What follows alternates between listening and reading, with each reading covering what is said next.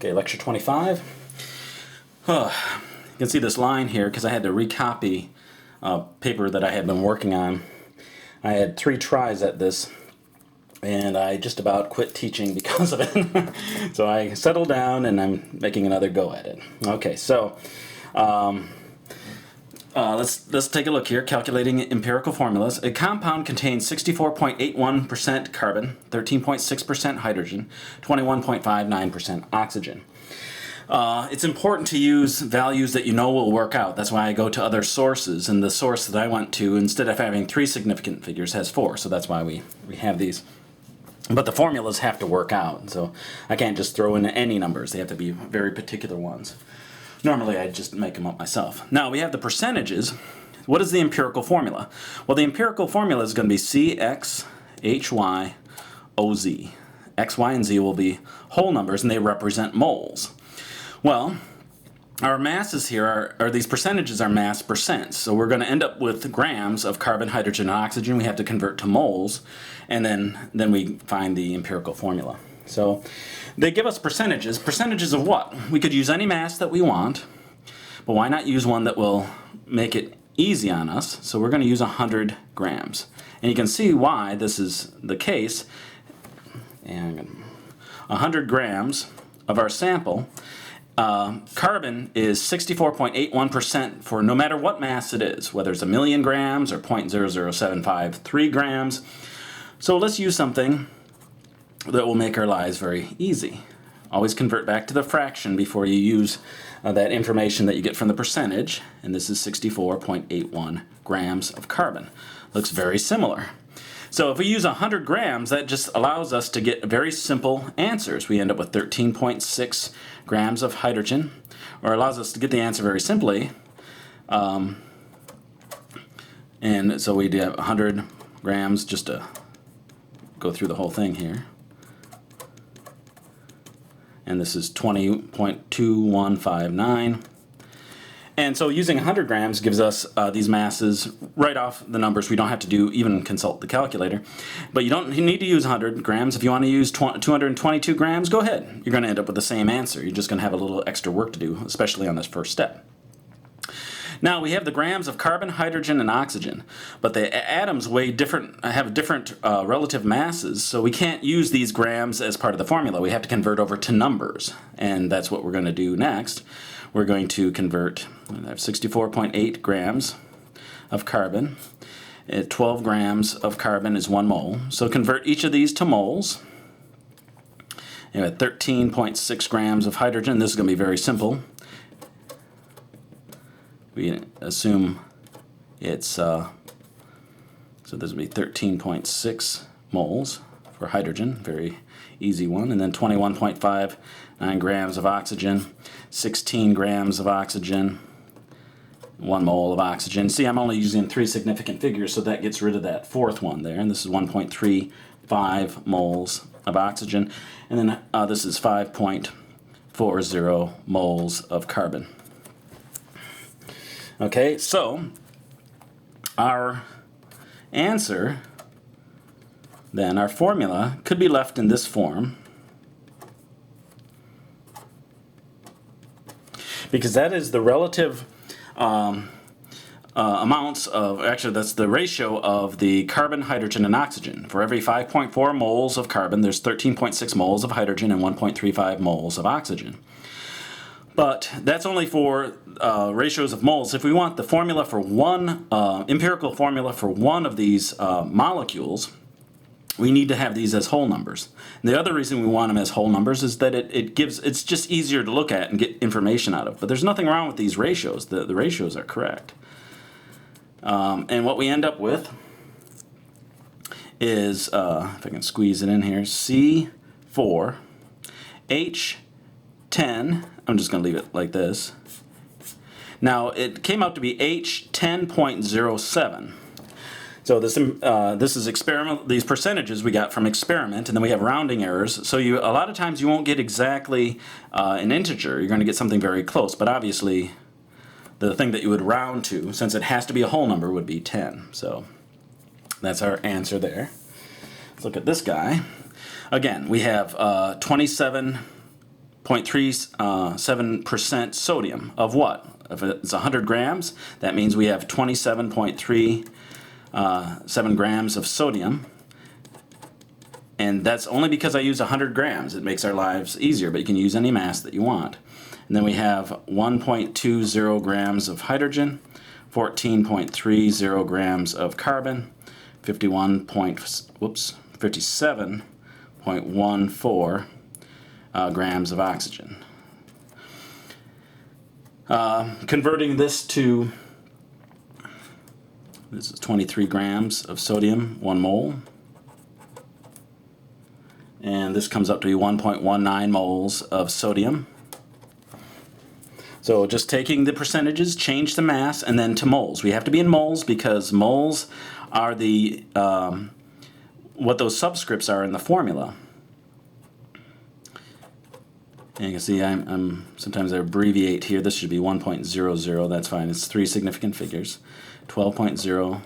So as I'm writing it out so many times in a row for different problems, I might forget to put the significant figures in explicitly as I go, but definitely when the answer comes up, it'll be just as you'll calculate. So double check that if I ever come up with different answers due to significant figures. You can always call me on that, or your instructor who's teaching the course.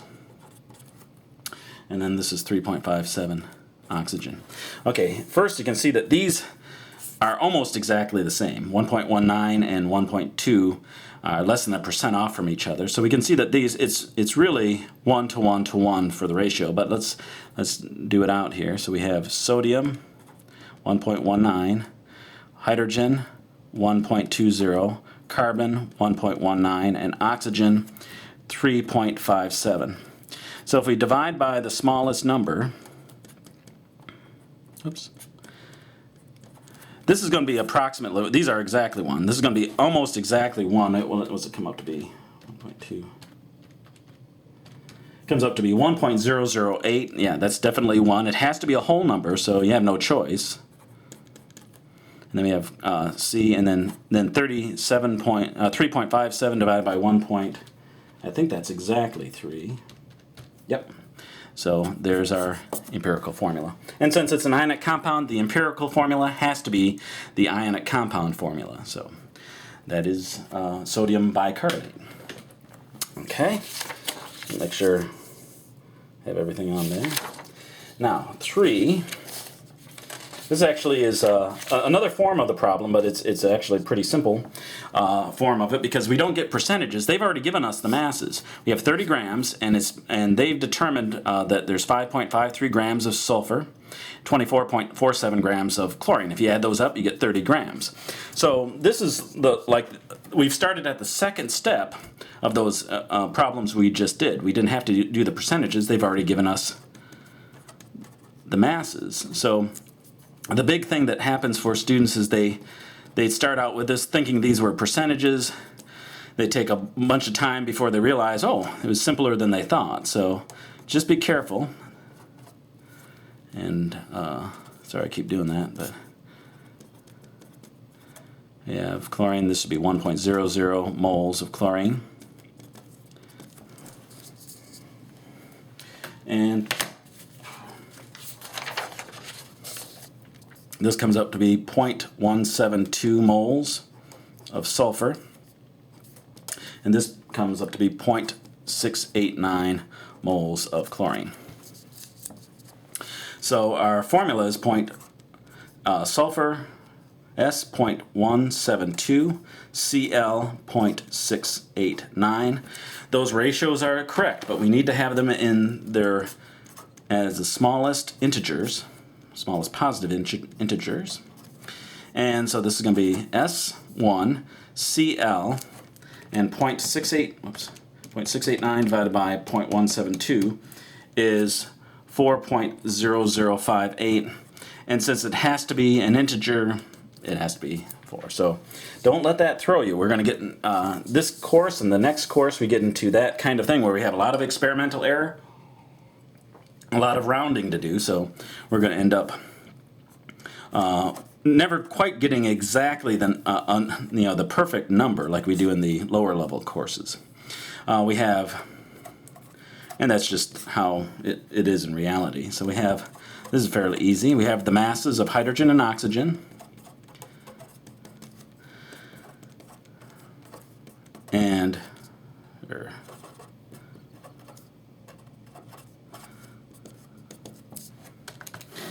And then we have, oh, that's pretty easy. And then 16, so it comes up 1 here as well. So we take the masses, moving a little fast, but you can see that I'm pretty straightforward here. So hydrogen 1.00, oxygen 1.00, or HO. Now, you might see hydrogen and oxygen and think, oh, that must be water, but you can see now that the ratio is 1:1, and the only compound it could be that's stable, that is a 1:1, is hydrogen peroxide. It's 2:2, but that reduces to 1:1. So this is the empirical formula for hydrogen peroxide. For 5, we have, okay, so this one, again, you can see the line. I had to just put a piece of white paper over this and copy it again. Had a little trouble there. So I'm going to do this again. Now we're dealing with carbon dioxide and water. So now, instead of being given the percentages of the elements involved in the compound, or given the masses, we're going to be given the masses of CO2 and water. We have to convert those to masses of carbon and hydrogen, subtract those masses from the original sample to get the masses of the oxygen. I'm saying it very quickly because we've already done this problem in an earlier lecture. So we're going to find carbon from here, find water from here, and then we're going to take the 0.3204 grams. We're going to subtract off the grams of the carbon. We'll just leave it at, and then the grams of the hydrogen to get grams of oxygen. So we don't have any numbers to put in there yet, but that's what we're after.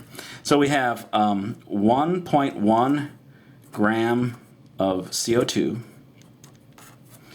4.4 grams of CO2 is 1 mole of CO2. I'm going to write this a little small, make sure I have enough room. And then it's 1 mole of carbon, and 1 mole of carbon is 12 grams. For 0.1802 grams of water, 18 grams of water is 1 mole. Make sure I'm on page here. 1 mole of water contains 2 moles of hydrogen.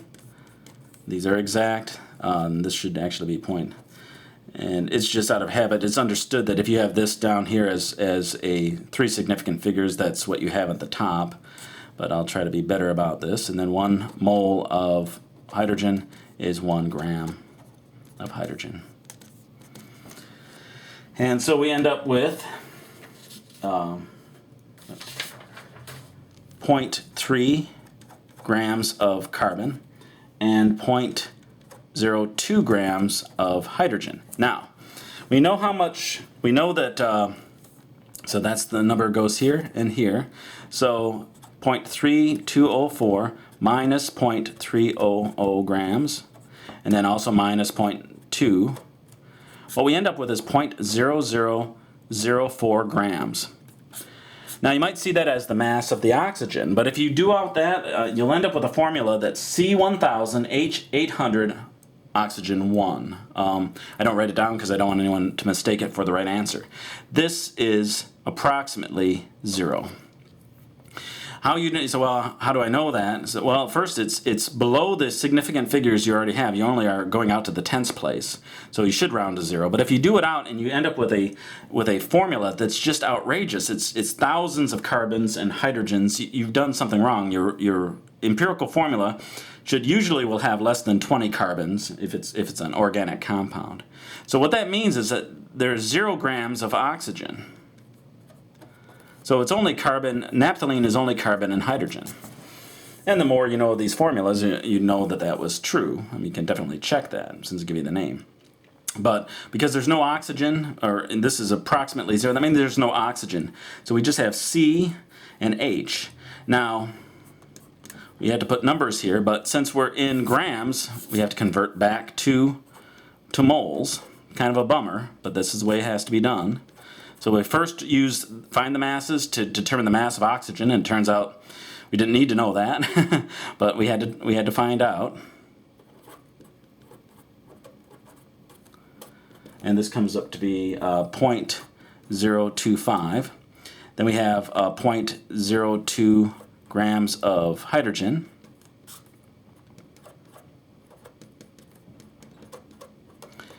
And of course, this comes up to be 0.020 moles of hydrogen. So our numbers here are 0.025 and 0.020. We divide by the smallest number, and we get something a little odd. We end up with C1.25H1. Now, you might say, oh, okay, we'll round it back down to 1. But when it's this large, and especially when you can see that it looks like it's some value that is a nice fraction, it's 1 1/4. Odds are that we then have to multiply through by another number to make them whole numbers. Remember, these ratios are just what you end up with when you take the smallest element, the smallest number of the element to be 1. So hydrogen was the least number of we only have 1 hydrogen per 1.25 carbons. So we just divided by the smallest number, and we ended up with 1 here. Well, it's just how the math worked out. But when you have 1.25, if you multiply through by 4, what you end up with is C5H4.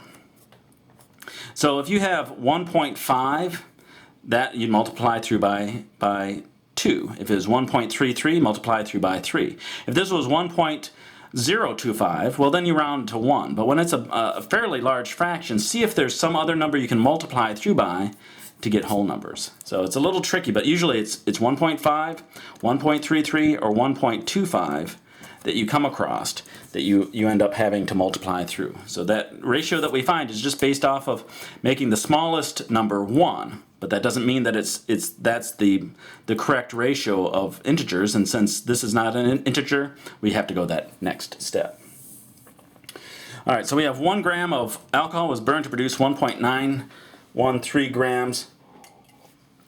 So now I want to keep this problem under 20 minutes, so I got to do this pretty quickly. This changes to 0.522 grams of carbon, and you can verify this. It works out the same exact way. We have 0.13 grams of hydrogen. If you take these two and subtract them from 1, you end up with 0.348 grams of oxygen. Converting this to moles is 0.0435, then this to 0.130, and 0.0218. And this comes at 0.0435. Hydrogen is 0.130. Oxygen is 0.0218. And we work that through. We find that it's C1. Let's see. So we have oxygen is 0.28. This is 0.218 and 0.0218. So oxygen is 1. 0.13 divided by 0.0218. This comes out to be 6. This is 1. And hopefully this is 2. So we have, sorry about that. And we have C2H6